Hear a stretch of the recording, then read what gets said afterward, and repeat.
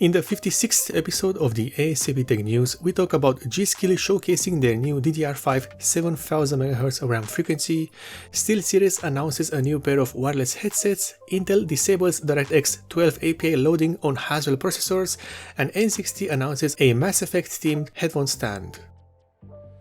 We start with G.Skill, and the company is showing their new RAM frequency record on DDR5, which is 7000 MHz at CL40.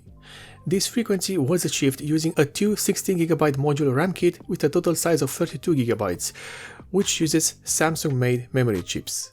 This type of frequency was usually reserved to the extreme overclocking crowds, using liquid nitrogen to cool the components and excessive amounts of voltage. This is nothing more than an exercise meant to highlight what the company can produce in terms of RAM kits. Such a high frequency on a regular system is still many ways away from us, especially with any decent performance gains and normal voltages.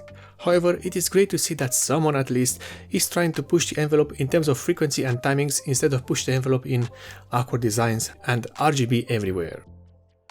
We continue with SteelSeries and their new Arctis 7 Plus and Arctis 7P Plus wireless gaming headsets. These new headsets promise a quick 15-minute charge time and 30+ hours of battery life, as well as USB Type-C connectivity.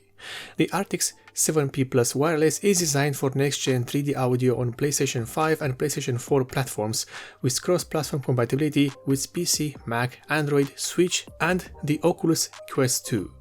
The 7P Plus wireless uses lossless 2.4 GHz wireless audio for low-latency gaming through a single USB-C dongle. The headsets are available in two colors and are available for around $170 or 200 euros based on the retailer you choose. And now we have Intel news, and the company has decided to disable DirectX 12 API loading on Haswell processors. This is done following the discovery of a security vulnerability within the graphics controller of the 4th generation Haswell processors. In simple terms, this vulnerability may allow escalation of privileges within the system and thus easy access to other components of the software.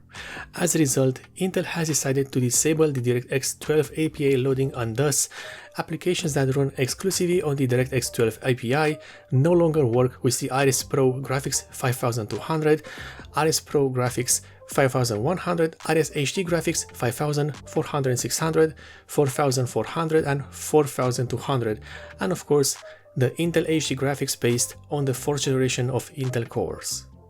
This is of course a massive inconvenience for those that were using software based on the DirectX 12 API and somehow needed it for the integrated graphics cards inside the Haswell processors. It seems that this series has been plagued from the start by security threats, leaks, and issues that resulted in more features being either cut down or completely disabled. Disabling a feature is not really a fix, and in the end only us, the consumers, lose because we've paid for products with certain features and down the road they get disabled as a cheap and easy way for a fix of an issue that shouldn't have existed in the first place. And finally, NZXT decided to re-release one of their case packs with a new paint job.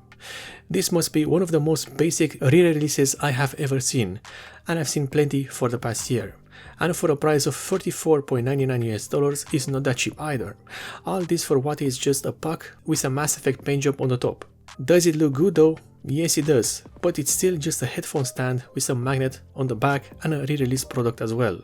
The product is part of the NZXT limited edition series, which means that only a limited number will be ever made, which I guess is what sort of justifies the price in the eyes of some that might be interested in such a product. I am not bashing it, it looks nice, but for the asked price there are other magnetic headset stands available, some even custom made to fit your requirements for weight, shape and design or color. And this is the end of the episode number 56 of the A.S.A.P Tech News, one of the few tech news series which aims to deliver you the news as fast as possible for your convenience.